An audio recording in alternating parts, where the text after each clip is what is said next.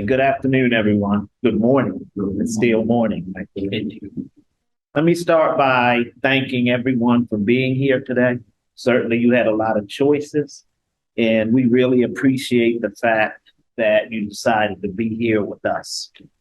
My name's Kevin Tyler. I'm the Executive Director of the Reentry Coaching Academy, or ReCA, as we call it. You've probably seen ReCA on our bags and other paraphernalia this week, but ReCA is an organization that was founded and is run by a group of men who were formerly incarcerated at the Federal Correctional Institute, McKean, up in upstate Pennsylvania. These men were introduced to life coaching while they were on the inside, and they used the principles of life coaching to turn their lives around. Not only have they been successful in transitioning back to their communities, but they're thriving. We have several men who are entrepreneurs. We have workforce development specialists, executive director at a behavioral health organization, math tutors, accountants, and one of our men that I really like to tout, who just recently returned and is already an HR specialist, Mr. Kenneth Thompson, you'll hear from later. He's an HR specialist, quickly rising up the ladder at Target, a Fortune 500 company. So these men really are thriving. As we go through our presentation today, you'll note that the language that we use when discussing the carceral environment is not offensive. But we use the new paradigm where language used is intentionally more humane. Because these are human beings we're talking about. It's always been interesting to me that because an individual is incarcerated, that all of a sudden they're not a human being. They're not that same person that they were when they were incarcerated, previous to being incarcerated. So let me talk a little bit about my pathway into ReCA. Then I'm going to go over the actual, what I call the ReCA why. And then I'm going to talk a little bit, really high level, about the ReCA program. So I got connected to ReCA. I was working down in Washington, D.C., running a recovery program. And I actually hired one of the original ReCA founders. When I left that program, this same gentleman reached out to me, and he asked if I'd be willing to come over and help to build a newly developing organization. When he told me the ReCA story, I was immediately hooked. So here we are 2 years later, and we're well on our way to making the ReCA vision a reality. So this should say the ReCA why. We didn't get a chance to switch that slide. But again, my friend and recently returned home partner, Mr. Kenneth Thompson, always talks about that why. So it's like, why? Why the ReCA vision? Why did these men want to do that? And it's all wrapped in gratitude. The ReCA founders were so grateful for the life-changing events that they experienced at McKean that they wanted to give back.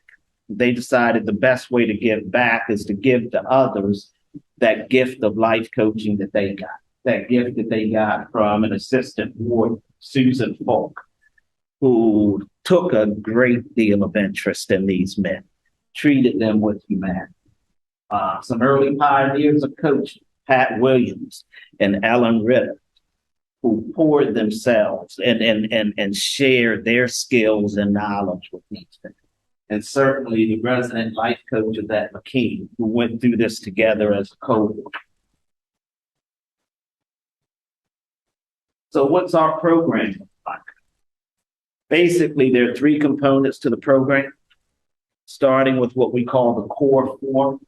And this starts to build the foundation of the ReCA program. It's about skills building and developing ways of being to thrive. We use personality assessments to help participants better understand themselves and others, especially when communicating. We also use habit trackers, activity trackers, and goal setting. And we talk about cultural awareness to help individuals, participants understand how cultural awareness and environmental things influence thinking patterns. Then we wrap it up by working with participants to apply these principles. After going through the core four, participants go through what we call FACTS, or Facilitator and Awareness Competency Training. Here, participants hone their public speaking skills while designing and facilitating workshops. Then the final component of the curriculum is actually life coaching. And this is centered in what we call the coach approach. And it begins and ends with the deep belief that an individual is much better prepared and able to develop their path forward than we ever will be. So it's not about building anything on the coach's part. It's not about developing anything. It's all about facilitating, working with that individual and developing that path forward. We do that through active listening, asking very deep and provocative questions. And that helps to facilitate the growth, success, and accountability of that individual. So let me close by once again thanking you for being here. And I'm going to turn it over to the men of ReCA. They're the main show, and let them do what they do, starting with my good friend and colleague, Keith James.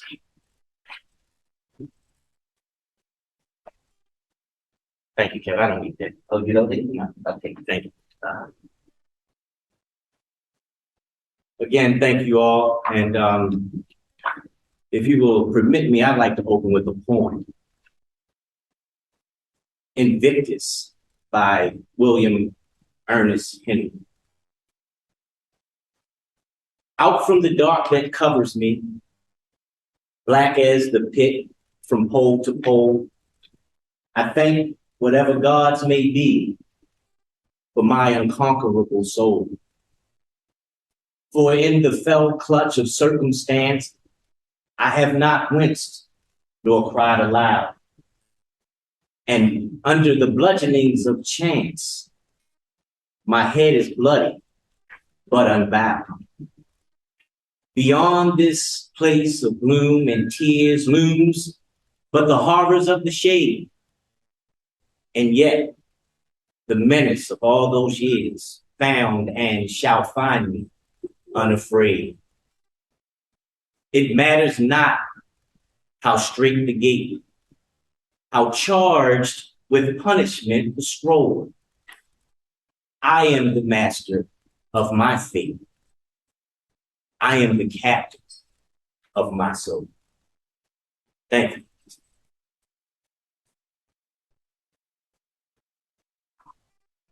I've noticed that this convention, for a large part of it, has been about a lot of stories. And I want to sort of move forward and continue in that fashion because just like the last session here, they talked about the power of the story. So first, let me take a moment to introduce myself. My name is Keith Maurice James Sr. And I believe that I am by far one of the most brilliant, ambitious, self-motivated, autodidactic, often unstated, PTSD battle, ADHD managing father of 6. I have a 12-year-old son and 5 beautiful girls, ages 28, 26, 20, 14, and the most amazing 10-year-old daughter who is on the autism spectrum. And this little girl, let me tell you, is a genius. And she loves her dad more than anything in this world. And unfortunately, I'm in the middle of a very ugly court battle, a very expensive battle to hopefully one day see harmony. Now, I pay child support because the court ordered me to do so. And if I don't, I'll probably lose my driver's license and wind up back in jail. But her mother, who continuously violates the court order, will not wind up in jail for totally ignoring what the judge has put forth. But that's a conversation for a completely different convention. So I digress. Back to my introduction. I am a formerly incarcerated citizen. I've spent collectively a little over 13 years of my life in prison. You would probably find, if you sat and talked with me and got to know me, that I'm a pretty intelligent guy. But on paper, my highest level of education officially is a GED that I acquired while I was in prison. And I would have gone further in school, but I came to prison initially in 1998 after the Pell Grant era had ended. But let me go backwards a little more to give you all a little clarity. After a multitude of arrests and juvenile commitments and incarcerations beginning at the age of 13, I finally graduated to an adult prison at the age of 19 to fulfill a 5-year sentence for bank robbery. Bank robbery. See, I don't know about all of you, but I come from a pretty dysfunctional family. A family that was deeply and still is deeply ridden with a plethora of mental health issues. But a family that is also committed to standing by each other no matter what. So when my oldest sister, who is now diagnosed with bipolar disorder with psychotic features, had a psychotic breakdown at the age of 20 and created such a scene that the state of Maryland felt it was safer to take her then 3-year-old daughter out of her home than to leave her daughter in the home and find her the help and support that she needed to deal with what she was going through. See, because back then, she was not diagnosed. She was just considered a unstable and erratic suspect. But when she called me a month after this incident, which no one in the family knew about, and she told me that she had not seen my niece and that she needed a lawyer to get her back and that she did not have the finances to be able to afford a lawyer, I did what any sensible 19-year-old little brother would do. I took her with me and we began robbing banks. And it went without a glitch the first time. And we paid the money and we got the attorney and we got my niece back. And then over the next year, every time a financial issue arose, we just went and robbed another bank until we finally got caught.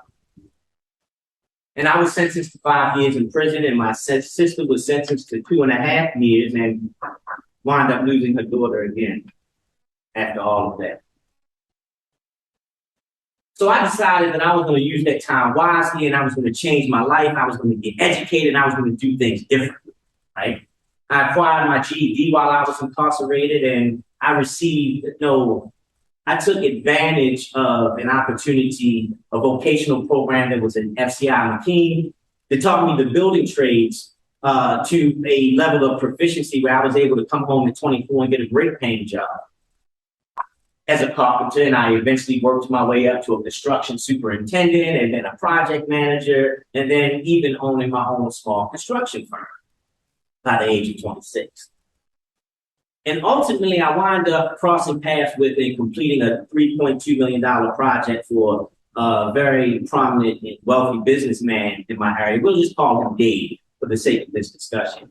And Dave really liked my work and my reputation in the industry had preceded me. And Dave said, you know what, Keith, I want to set aside $1.5 million and I want to start an urban development company. I was excited. So I closed my personal operation down. I left my job and I poured my heart into this new endeavor, this amazing opportunity. And then Dave found out about my criminal history. And the politics of shaming began, and Dave changed his mind about doing business with a criminal. His word, not mine. And just like that, overnight, I was unemployed. And I had just recently married, and I had a brand new car note. And I had a big, beautiful house payment and a beautiful baby girl. And I got scared. And I went back to what I knew best, crime. And see, while I was incarcerated the first time, I met some folks which exposed me to some different ways of making some money. And so this time I started selling drugs and I made a lot of money. And I eventually got caught. But see, the punishment for selling drugs is much more stringent than the punishment for robbing a bank. So the judge gave me 10 years this time instead of 5. And I was sent to yet another rural prison farm in Western Pennsylvania, FCI McKean. And let me tell you the most amazing thing. I was introduced to life coaching. Excuse me.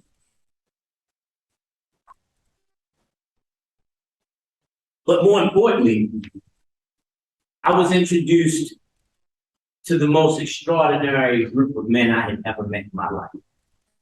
Men who not only believed that I could effectuate sustainable change in my life, but actually had a formula to partner with me in doing so.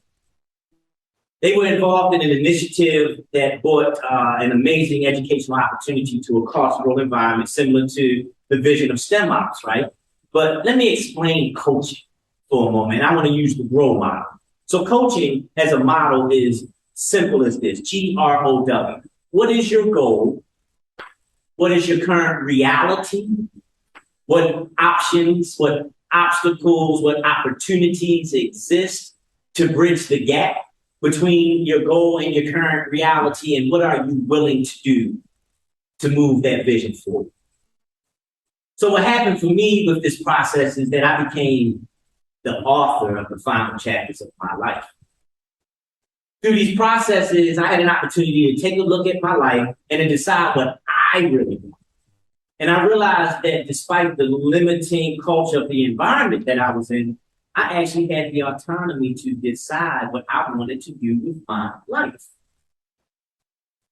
Then exploring the current state of my reality with skills and capabilities that I possessed and evaluating what opportunities were available to me to hone in and garner the desired skills and capabilities I wanted to take me where I desired to go. It gave me a chance to cultivate my competence to a level that was satisfactory for me. And above all else, I felt supported. I believe it was Maya Angelou who said, people forget what you say and what you do, but they never forget how you make them feel. And see, coaching is about alliance. It's about aligning and partnering with someone for their own development. Coaching is a culture. Coaching is about inclusion. It's about acceptance. Coaching is about relatedness. A culture of exploring and determining how it is you relate to and connect with the world. I figured out how I related to the world. I felt the freedom of autonomy, and I felt the confidence of competence and the comfort of relatedness. And as self-determination theory would argue, that the trajectory of my life completely changed. Then, on top of that, I was afforded an opportunity to receive the training, to have the skills and capabilities to be able to partner with other folks to help them bring their desired reality.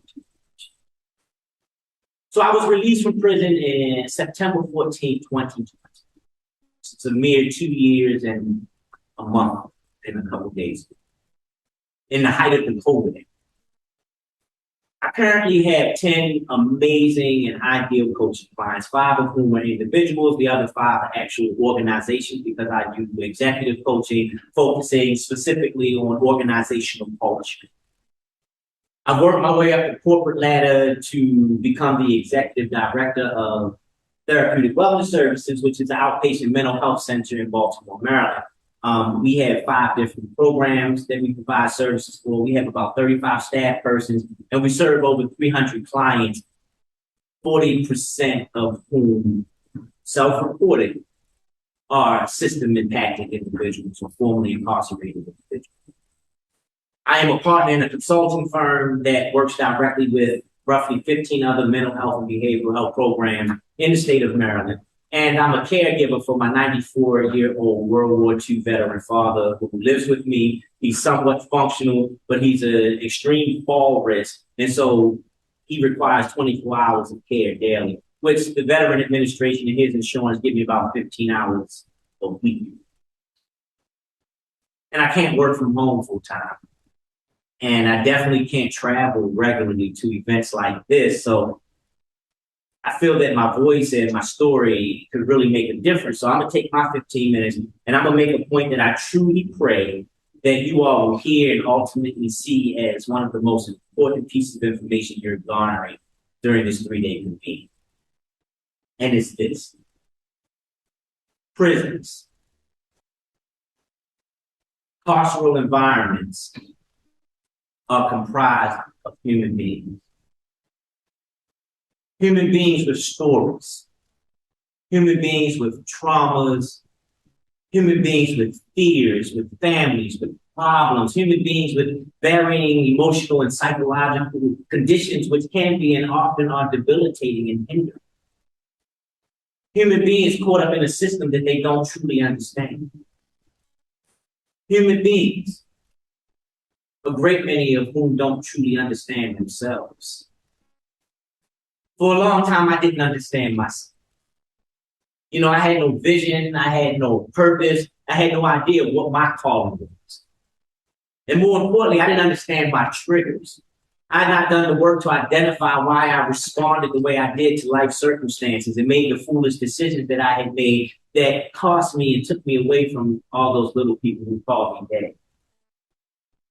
So I stand before you today to tell you, I stand here to promise you, period. Taking STEM education into carceral environments will undoubtedly give justice-impacted individuals an opportunity to increase their earning potential and give them alternative means to earn a living and contribute to the well-being of their families in a productive way. But pairing these opportunities with deeper, more meaningful processes and tools for system-impacted individuals to fully explore and better understand who they are and what they desire and what opportunities exist to help them bring that ideal life into fruition, we believe is imperative if we're going to systemically ensure critical mass in our collective definition of success. Today, I just wanted to share a small piece of my story. I think that the stories I've heard over these last 3 days of success, of triumph, of struggle, of greatness, of people coming out of very tumultuous situations and rising to great heights has motivated me even more than I have already motivated myself. But that's just a part of my story. And so at this time, I would like to hand the floor over to my friend and colleague, Mr. Kenneth Thompson, so he can share a part of his story. Thank you.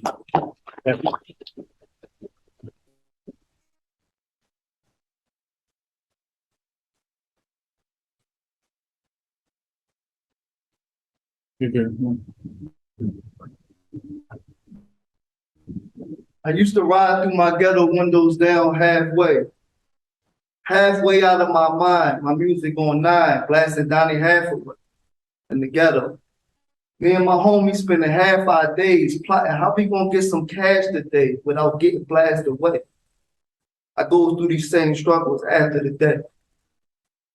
You see, these Jay-Z lyrics just wants the plots of my days, the rhythm of my nights, and the soundtracks of my life. But me and my homies was all I knew. For if your opinions were not the opinions of my homies, then your opinions to me, then not matter at all.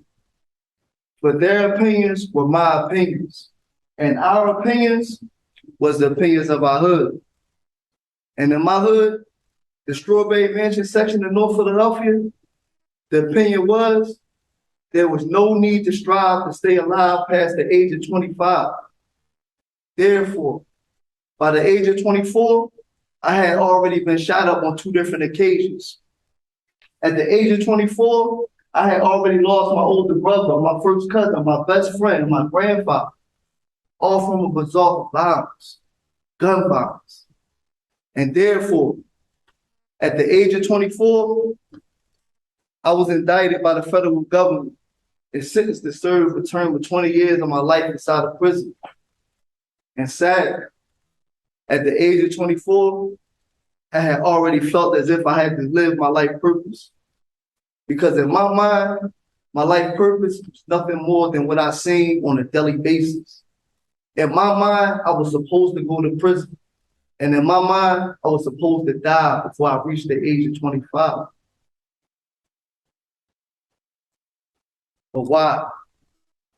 Not why did I go to prison. Not why did I feel like I was supposed to die on the corner of my block. Not why did I feel like I was supposed to be a drug dealer. But the why that I'm asking everyone right now is, why are you here? Why did you get on that plane? Why did you get on that train? Why did you get on that bus? Why did you get in that car? To help a person like me, right? You may know what it is that you want to do to help people who have been incarcerated. You may even know why it is. You may even know how it is that you want to do it. But if you don't know why, then honestly, you don't know nothing, right? Why is something that I learned throughout in prison. I never knew why I did the things that I wanted to do. But once this question was posed to me through life coaching, I began to learn the answer. That why is simple. A 15-year-old boy growing up in North Philadelphia who was talented, who was smart, who was ambitious, who was goal-oriented, who could do anything that he put his mind to. But that environment trapped his mind. And internally and externally, he became everything that he thought he was supposed to become. 625-02-066. But my why was so strong and he was so important that I changed my life. I was no longer that North Philadelphia drug dealer who felt as though I was supposed to die on that block. I became a certified life coach inside of prison through the Institute of Life Coach Training. And because of that, I helped transform the lives of many men inside of prison that are home. And even if they are just working a 9-to-5, taking care of their families, I know at one point in their life, they wanted to die before they reached the age of 25. But like all whys and all purposes, they will be tested. My test came on February the 22nd, 2022, when I was released from FCI Yazoo City in Mississippi.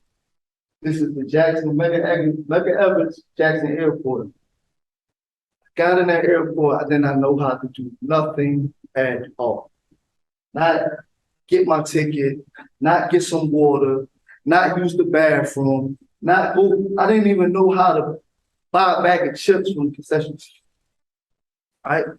So this turned into my why. But my why has been so strong that I've been home for 7 months.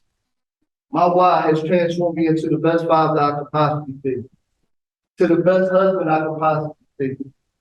This is my oldest son who grew up in the same area that I grew up in, and he's born on the second semester at Cabrini University.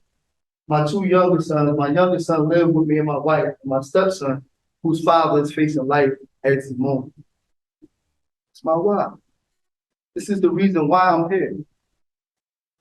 My community. The same school I used to sell drugs in, I now volunteer to pass out fresh food. The same schools that I used to cut and cook, I now volunteer to go speak to the kids. And in the neighborhood that nobody wants to drive into, I hold a weekly men's coaching with men in the neighborhood where somebody most likely got shot and killed the night before. And in that room, we're speaking about goals, dreams, aspiration, and the possibility of seeing past what it is that you see on a daily basis. Work. When I first came home, I looked for employment. The opportunity that was provided to me from the halfway house that I was in was an opportunity They paid me $9 an hour for 16 hours a week and $100 checks. Took it. I never complained about the opportunity because why? I had my purpose. Most importantly, I wanted to show my kids that I was willing to do the hard things in order to reap the benefits of my effort. While I was on that floor getting $100 a week, I figured out that it was people in there who needed to see past what they could possibly see. And I could guarantee that 6 months later, some of those same exact people are still on that same floor making $100 a week because it's impossible for them to see past what they see. I was blessed. I wound up getting the job at Target. Target paid me $19 an hour, gave me 4 benefits, gave me free school, took advantage of those opportunities. In 6 weeks, I made training from a regular worker, team member. A week after that, I began facilitating the NHOs, new hire orientations.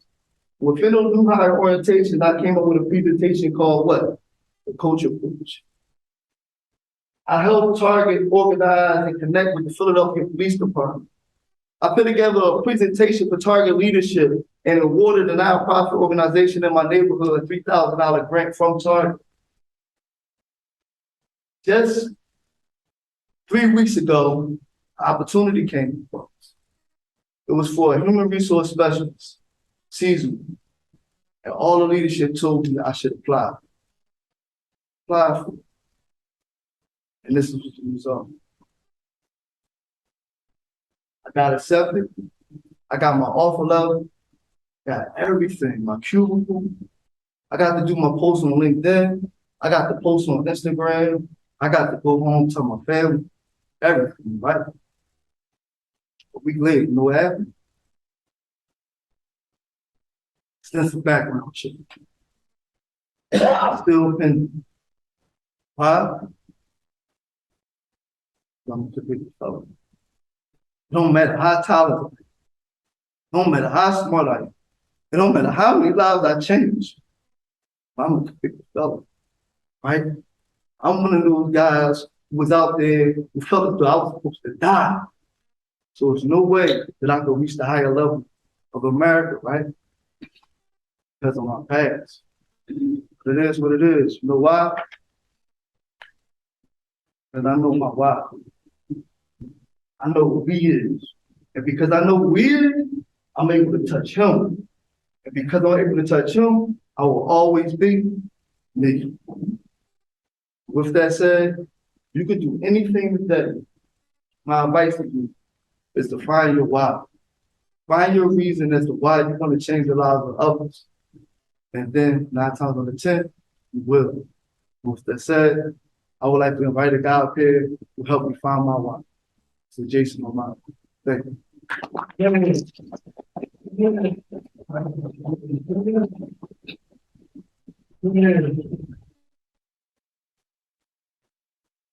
Wow. Thank you, Tim Rock. Good afternoon.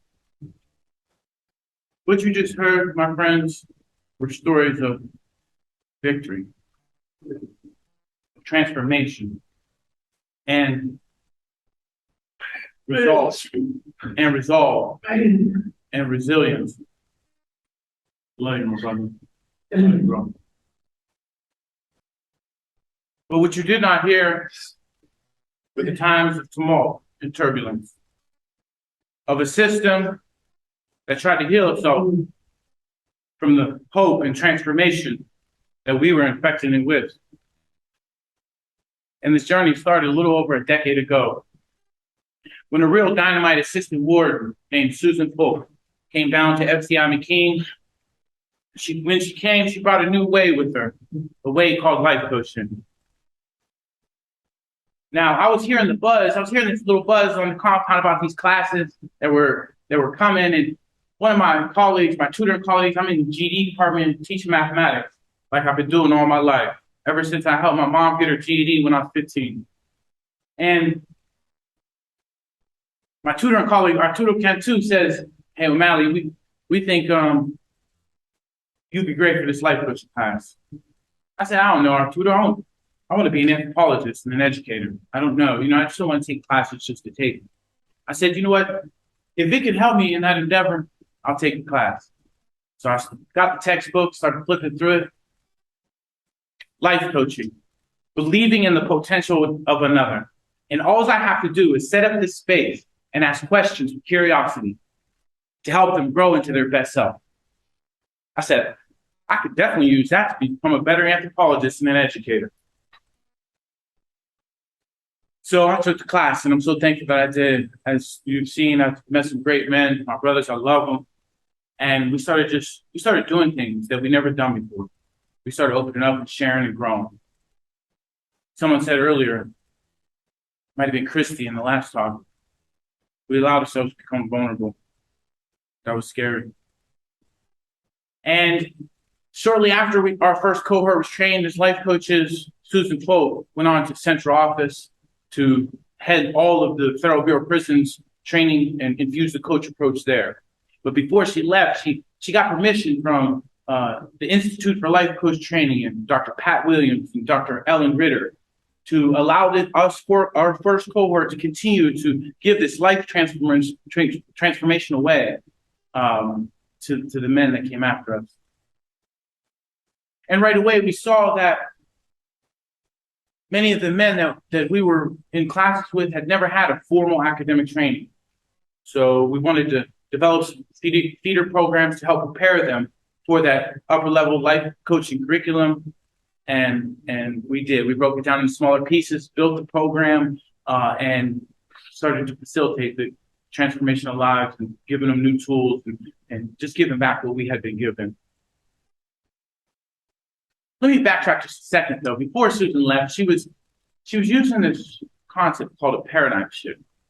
Heard it variously throughout this convening, but the way she was using it was foreign to me. I knew about a paradigm shift as my mentor and professor, Matt Omansky at Youngstown State, was teaching us about the young science of anthropology and how it had undergone various paradigm shifts because as it was learning and growing and maturing, it viewed human cultures differently.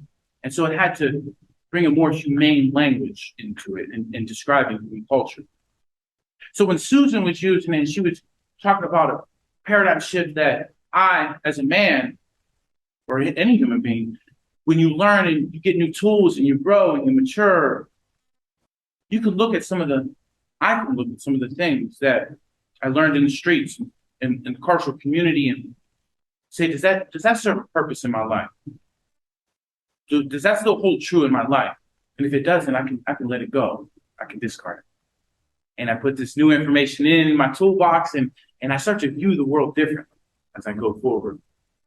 And I instantly saw how this personal paradigm shift and this systemic paradigm shift, how we could use them together.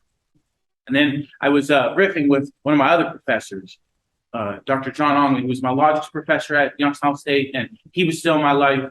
I'm so thankful for John and Matt because they could have said, "Oh, Mally, that's a bit much. We're going to leave you at the door. You were a great student while we had you, but they did. They stayed in my life and they continued to journey with me. And so as we were riffing and doing this thought experiment, John says, "Do you know where that word comes from? Paradigm shift." I had to admit I did not. That for me it came from Matt or Susan. He said, "No, it comes from T.S. Kuhn and his work, The Structure of Scientific Revolution." So he sent me the book, and well, it was a little dry. I just thought it was a little dry, but I got through it. And I was so glad too that I did, because I saw instantly that what Kuhn had put out, what he had seen, was that in a science, in any science, when there's a new discovery, right, and it challenges the old way, that there's going to be some pushback. All the old scientists who had built their whole career on that old way of doing things, they look at this new discovery and they say that can't be right. It obviously got to be wrong, right? So I said, as we are trying to co-create this community together with residents and staff working together to do these programs and have these classes and do reentry, there's going to be some people that push back against this. And sure enough, the old guard, the staff who had built their whole career on an old way of doing things, you don't get close with them.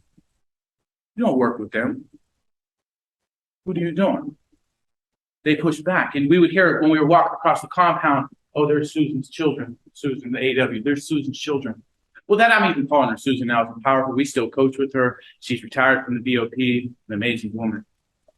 But our colleagues in khakis, see the language, we changed the language. Our colleagues in khakis pushed back as well. They had built their whole life looking at, O'Malley, what are you doing in the office? What are you doing in the office with the door closed, talking to staff? You can't do that.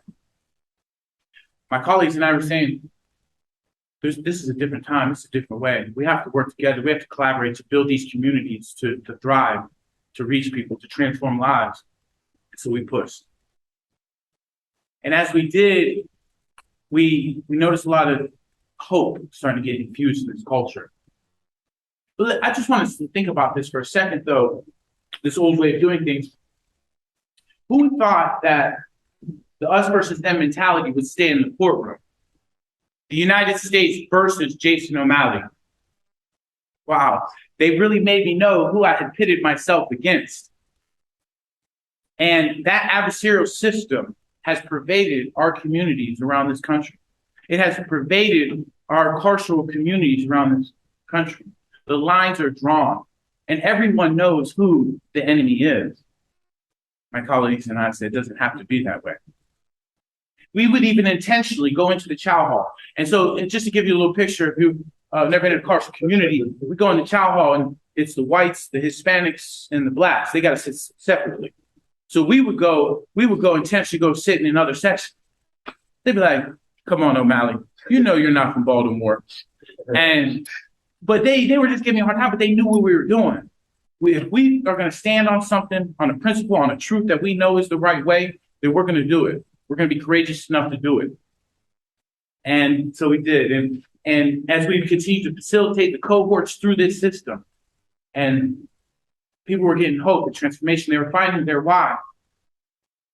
They were having a holistic approach in looking at themselves and questioning some motives and just experiencing and trying new behaviors.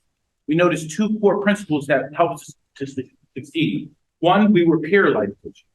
So because we had shared lived experience and we were facilitating, the participants that come through opened up faster. They shared, the walls came down, they allowed themselves to be vulnerable in that space. And because of that, there was a little bit of an exponential growth that occurred. And two, the cohort effect. The cohort effect. So and there's a cohort effect in psychology fields. I looked it up, but the cohort effect in our case, we believe because we moved cohorts through, that even though we as facilitators try to minimize the power dynamic, it's still there because we're facilitators and they know it. But with the cohort, they are on equal level, so they hold each other accountable and encourage each other that way as well. So over the 5-6 years that we really had a great vibrant culture, there was very, very limited incidents. SHU, Special Housing Unit, population was down. And then about 6 years in, we got a warden that had built his whole career on that old way of doing things. Because in the federal system, they change their warden every couple of years. He was a corrections officer, lieutenant, captain, all the way up to warden. So he viewed this thing differently.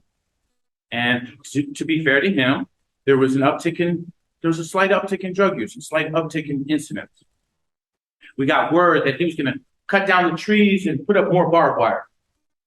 So I come to him after chow hall. I said, sir, the literature's out. If you make an environment more physically hard, the culture is going to respond in kind.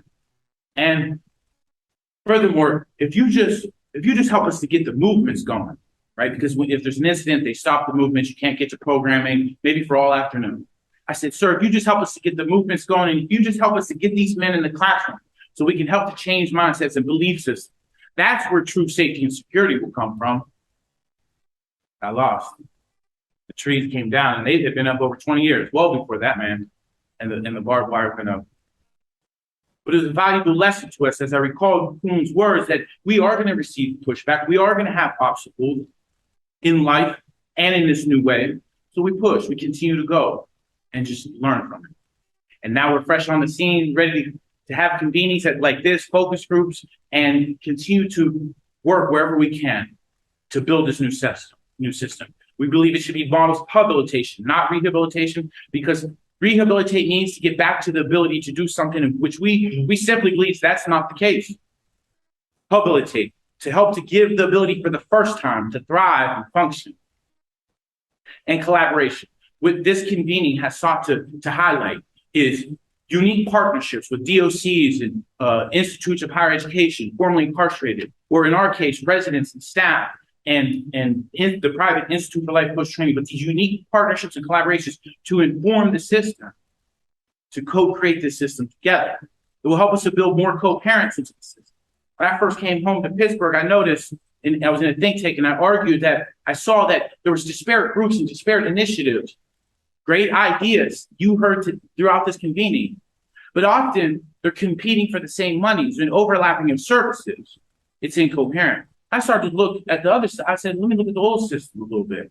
As I'm arguing at the think tanks, I said, wow, you break a norm, charging instrument, go to court, carceral community, reentry, and back around. There's a certain flow. There's a certain logic that underpins it. It's coherent, like a good paper, right? So I said, how do we do that with this? How do we do that with what we're trying to do? More coherence in the system, where intuitively you feel, you know that lives are being transformed. You can feel it, you know it. You sense it. And just imagine the men and women in the carceral communities around this country with their lived experience and their perspective coming into the STEM fields after we get this system going, or any field, but the STEM, we're focused on the STEM. And I'm going to narrow it down even further. The social science, I'm a little biased. I'm an aspiring culture anthropologist, but the social sciences, the men and women around this country that are in carceral communities with the lived experience, and only they can see and add to the body of knowledge in such a way that no other human being can. Imagine that just for a second. So as I close, I just want to show my gratitude. Thank you all for sharing this space with us. And if y'all wasn't sold on STEM before, they didn't know I was gonna say this, but thank you for the food. The food was amazing. We might all go into STEM now. Yeah, so I just ask for two things. Just continue to believe in us and our potential, and commit to work with us as we build this new way forward. Thank you. And I'm gonna pass it off to my good friend and colleague. I know we're short on time, but is there any closing comments? Kevin, come on, we're short on time, though. Maybe 1 or 2 minutes. Thank you, Keith. Thank you, Ken. Those are amazing stories told and lived by amazing men. And I always tell them that it is my pleasure to work with them. It's my pleasure to be the director of ReCA because I benefit. I'm learning so much just being around these men. So with that, we don't have a whole lot of time, but are there any questions, comments, anything that you want to put out there? Yes, sir. Brother, thank you. Thank you so much. We do the exact same work. I go into inner city schools. I couldn't read or write, so I go into inner city schools. I help kids, learn how to read. I help them with their math, and sometimes, I get bogged down, man, society makes you feel like you're so unworthy to make a change, in your community. But I'm telling you, man, everybody, there's a place for you in your communities to make a difference, and go for it, man. Don't let nobody tell you that you can't make a difference, man. You can. Go for it, y'all. Don't hold back, man. Go at it. Full force. Just take off. Don't worry about who behind you. Just worry about all those who are in front of you, man, because so many people need us. They need us very bad. So, man, thank you, man. I appreciate you, man. I appreciate you, man. Jason, I love you, man. Hey, man, thank you, guys. Thank you very much. Thank you. Yes, sir.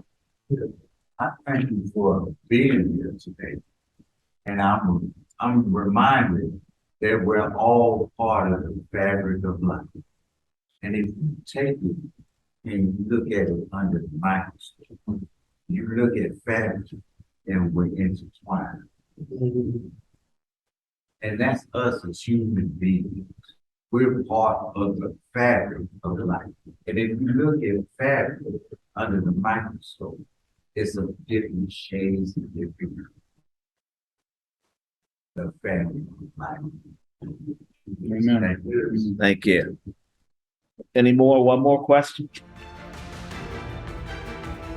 Okay, well, let me close by once again thanking everyone, wishing you and blessing you with traveling mercies. All have a safe trip home, and let's continue to connect and build this great environment.